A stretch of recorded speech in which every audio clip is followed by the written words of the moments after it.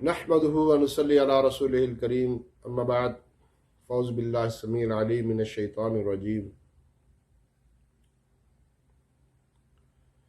جب نبی کریم صلی اللہ علیہ وسلم نے نبوت کا اعلان کیا تو نبوت کے اعلان کے بعد آپ صلی اللہ علیہ وسلم پر ظلم و تشدد کے پہاڑ توڑ دیے گئے۔ جو آپ صلی اللہ علیہ وسلم کا کلمہ پڑھتا اسے اتنا تنگ کر دیا جاتا، اتنا پریشان کر دیا جاتا کہ دیکھنے والا بھی کانوں کو ہاتھ لگائے بغیر نہیں رہ سکتا تھا۔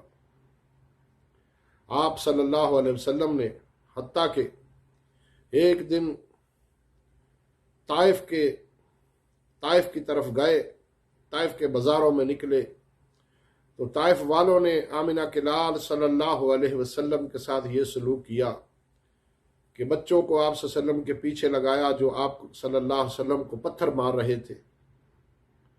اتنے پتھر مارے کہ نبی رحمت صلی اللہ علیہ وسلم کا جوتا مبارک خون سے تر ہو گیا۔ اللہ اکبر۔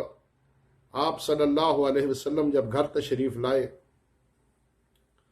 حضرت خدیجہ الکبریٰ رضی اللہ تعالی عنہا نے اپنے آقا کو دیکھا، اپنے آقا کے پورے جسم کو دیکھا کہ ظالموں نے پتھر مار مار کر آپ صلی اللہ علیہ وسلم کو لہو لہان کر دیا ہے۔ اللہ اکبر۔ ایک طرف سے آسمان کا فرشتہ آیا، آ کر کہتا ہے اے اللہ کے نبی صلی اللہ علیہ وسلم، اگر آپ مجھے حکم دے تو میں ان بستی والوں کو دو پہاڑوں کے بیچ میں یوں پیس کے رکھ دوں کہ ان کا قیمہ بنا کے رکھ دوں گا۔ آپ صلی اللہ علیہ وسلم نے فرمایا نہیں، اے اللہ کے فرشتے تو واپس چلا جا، اللہم اہد قوم فإنہم لا یعلمون، یہ مجھے جانتے نہیں ہیں، آپ واپس چلے جائیں۔ ایک دن ایسا ضرور آئے گا یہ لوگ خود بھی کلمہ پڑھیں گے، اور اگر ایسا ممکن نہ ہوا تو ہو سکتا ہے کہ ان کی آنے والی نسلیں کلمہ طیبہ ضرور پڑھیں گی۔ نبی کریم صلی اللہ علیہ وسلم کو جب لہو لہانا آپ صلی اللہ علیہ وسلم کی زوجہ محترمہ حضرت خدیجہ رضی اللہ تعالیٰ عنہا نے دیکھا، آپ صلی اللہ علیہ وسلم کو بٹھایا، ایک کپڑا لیا جس سے آپ صلی اللہ علیہ وسلم کا خون مبارک صاف کیا۔ اللہ اکبر۔ خدیجہ تیری عظمت کے کیا کہنے۔ حضرت خدیجہ رضی اللہ تعالیٰ عنہا اپنے آقا کے قدموں میں بیٹھ جایا کرتی، نبی رحمت صلی اللہ علیہ وسلم کا خون مبارک صاف کرتی، آپ صلی اللہ علیہ وسلم کو دلاسا دیتی، آپ صلی اللہ علیہ وسلم کی ہمت بڑھاتی، اور آپ صلی اللہ علیہ وسلم جب ہوش میں آتے ان زخموں سے زخم بہتر ہوتے تو آپ صلی اللہ علیہ وسلم پھر اس بستی کی طرف نکلتے اور لوگوں کو جا کر کہتے کہ قولوا لا الہ الا اللہ تفلحوا۔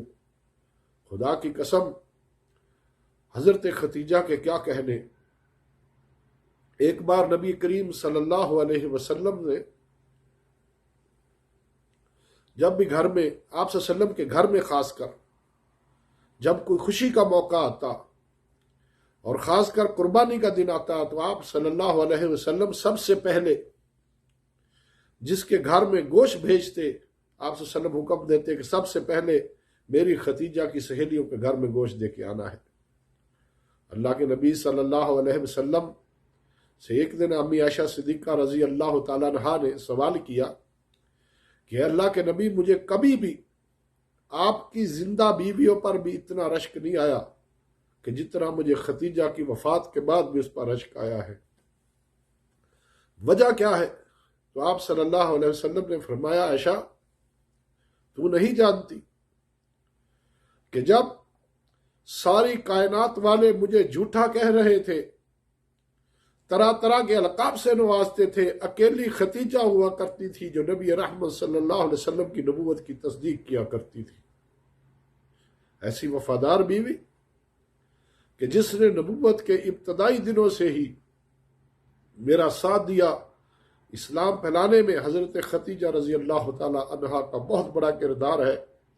تو آپ صلی اللہ علیہ وسلم کوئی ایسا موقع نہیں آیا جس میں اللہ کے پیارے پیغمبر علیہ الصلوۃ والسلام نے امی خدیجہ رضی اللہ تعالیٰ عنہ کو یاد نہ فرمایا ہو۔ یہ رحمت للعالمین نبی ہے کہ جس نے ساری کائنات کے لیے رحمت بن کر آیا، لوگوں کو سیدھا راستہ دکھایا۔ اے اللہ کے بندو، آج اپنے اختلافات کو بھلا کر دین کی طرف آؤ، اللہ کے دین کو مانو۔ نبی رحمت صلی اللہ علیہ وسلم نے جتنی تکلیف مصائب اٹھا کر اللہ کا خالص دین ہمیں تک پہنچایا ہے، اس دین کی قدر کرو۔ ہمیں دین مفت میں ملا ہے، ہم نے ان مصائب کا سامنا نہیں کیا ہے۔ جائیے دیکھیے حضرت خبیب رضی اللہ تعالیٰ عنہ کا واقعہ سنیے کہ حضرت خبیب رضی اللہ تعالیٰ عنہ کو اہل کفار پکڑ لیتے ہیں، باندھ لیتے ہیں اور کھولتے ہوئے تیل کے سامنے کھڑا کر کے کہتے ہیں، اے خبیب، اگر تو نبی کا ساتھ نہیں چھوڑے گا تو یاد رکھنا اس کھولتے ہوئے تیل میں تجھے ڈال دیا جائے گا۔ اور انہوں نے ایسا ہی کیا۔ خدا کی قسم، اس دین کے لیے صحابہ نے، پیارے پیغمبر علیہ الصلوۃ والسلام نے، تابعین نے، تبع تابعین نے، محدثین نے بڑی محنت اور کوشش کی ہے۔ اللہ رب العالمین سے دعا ہے کہ اللہ ہمیں بھی دین کو پھیلانے والا بنائے۔ اسی لیے ہماری یہ چھوٹی سی کوشش ہے، اس چینل کے ذریعے تمام عالم اسلام تک ہم جتنا